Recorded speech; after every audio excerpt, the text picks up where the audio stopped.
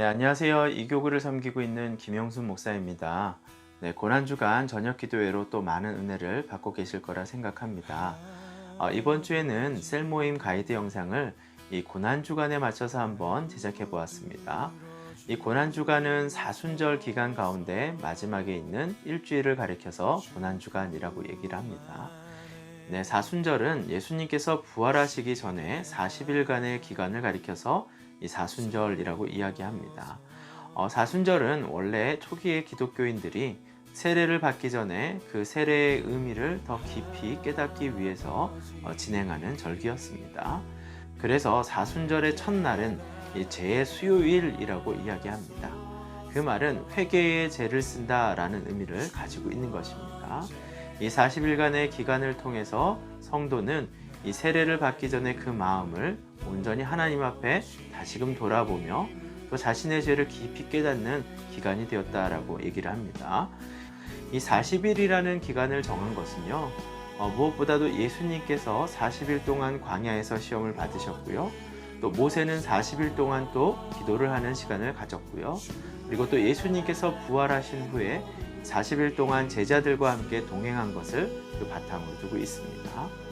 네, 사순절의 기간 가운데 또 중요한 것이 바로 종려주일입니다. 이 종려주일은요, 예수님께서 예루살렘에 입성하시던 날을 바로 종려주일이라고 이야기합니다.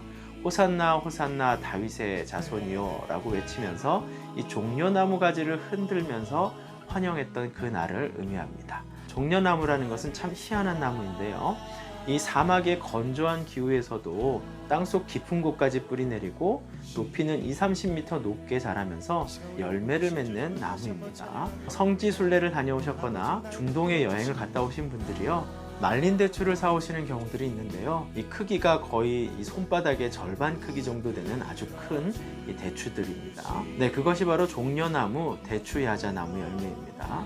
척박한 환경 속에서도 뿌리 내리고 열매 맺는 이 종려나무의 특징 때문에 불사조라는 뜻이 있습니다. 어떠한 환경과 조건 속에서도 그 생명이 끊어지지 않는다라는 것을 의미하기 때문입니다. 그리고 오늘 우리가 마주하고 있는 이 고난주간을 바로 마주하게 되는 것입니다.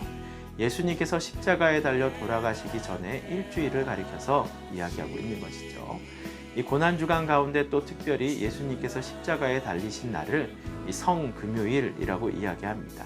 이 거룩한 금요일이다 라고 표현을 하는 것이죠.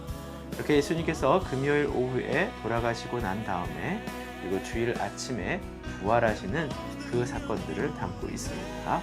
그래서 돌아오는 주일은 저희가 부활주일로 지키고 있는 것이죠. 유대인들은 토요일을 안식일로 지키고 있습니다.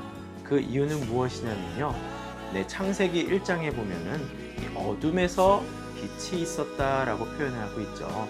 그래서 하루의 시작을 밤으로 시작을 합니다. 그렇기 때문에 유대인들은 금요일 저녁부터 토요일까지를 안식일로 생각하는 것입니다.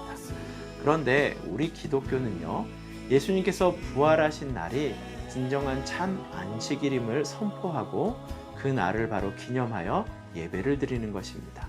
그것이 오늘날 우리가 드리는 주일 예배가 되는 것이지요. 성경의 사건들은 우연은 없다라고 말씀을 드렸죠. 예수님께서 예루살렘에 입성하셨을 때 이스라엘 백성들이 호산나 호산나 외치며 종려나무 가지를 흔드는 것은 바로 부활하실 예수 그리스도에 대한 모습을 나타내고 있다는 것입니다. 그렇기 때문에 우리가 고난주간을 바라볼 때는 이 한 손에는 예수님의 부활에 대한 기대와 한 손에는 나의 죄 때문에 고난받으시는 예수 그리스도를 떠올려야 하는 것입니다. 이 두 가지의 의미를 가지고 이 사순절 기간을 보낼 때 우리 가운데 큰 은혜가 있을 거라 생각을 합니다. 네, 오늘은 이렇게 사순절에 대해서 좀 알아봤습니다. 이 사순절의 기간을 통해서 우리는 예수님께서 이 땅에 오신 이유와 또 그리고 우리를 위해 이 땅에서 십자가에 달려 돌아가신 그 은혜를 깨닫는 시간이 될 것입니다. 남은 고난주간을 통해서도 또 하나님께서 주시는 큰 은혜들을 경험하시는 여러분의 삶이 되기를 축복합니다.